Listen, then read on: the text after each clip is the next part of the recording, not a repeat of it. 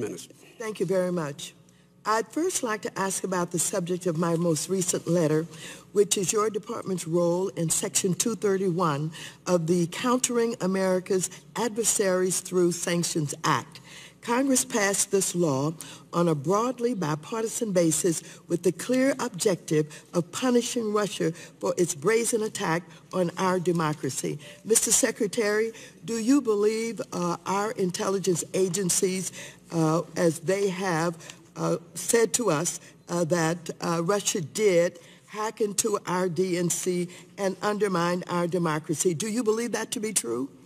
Again, I will broadly say I do believe in the intelligence assessment. I want to refrain from comments specific that are classified. But yes, I broadly believe in the assessments. Even the findings section of the law explicitly references the intelligence community's finding that Russian President Vladimir Putin ordered an influence campaign in 2016 aimed at the United States presidential election. The findings also recognize the intelligence community's warning that Moscow will apply lessons learned from its Putin-ordered campaign aimed at the U.S. presidential election to future influence efforts worldwide, including against U.S. allies and their election processes. Do you believe that to be true? I have no reason not to believe it to be true. So given the importance of the law's very purpose, I'm wondering why this administration continues to let key deadlines in the act come and go without taking any action to implement the act and punish Russia for its crimes against the American people. As reported in the Washington Post, current and former U.S. intelligence officials said they could not recall so many heads of Russia's espionage and security apparatus coming to Washington at once, meeting with a top American official. Are you at all troubled by the curious timing of a meeting between Russian intelligence and U.S. intelligence just days before the president failed to take action to implement sanctions pursuant to Section 231 of CATSA? No, I'm not troubled. I believe that timing was just coincidental, and I believe there were various issues that the director wanted to discuss. I'm sorry, I can't hear you. I said I am not troubled by that. I believe that the timing was coincidental and had nothing to do with the reports. The time of the gentlelady has expired. The chair now recognizes the gentleman from Wisconsin, Mr. Duffy, chairman of the Housing and Insurance Subcommittee. Thank you, Mr. Chairman. Mr. Secretary over here.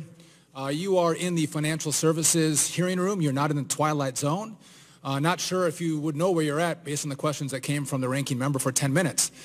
Here, we're at a near 20-year unemployment low, historic lows. African-American unemployment is at an all-time low. Hispanic unemployment, all-time low. And a week ago at the State of the Union, the people who say they care about their constituents, when Donald Trump brought that up, they all sat down. No applause. They sat there as unemployment is at historic lows for their constituents. And then they come in today and say, I don't want to talk about GDP of 3% growth where it was less than 2 under Obama. I'm not talking about manufacturing jobs coming back to America. I'm not talking about the great policies over the last year. What I'm talking about is Russia. I want to talk about Russia. And by the way, when we talk about the economy, that I have friends across the aisle who will say $1,000 or $2,000 is crumbs, give me a break. I don't know where you guys live, but that's a lot of money where I come from.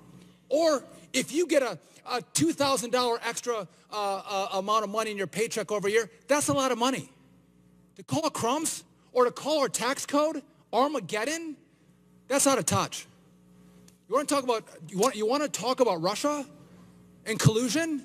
All you have is the Hillary Clinton campaign and the DNC, including with Fusion GPS, Christopher Steele, and the Russians to take down an American president who fairly won an election.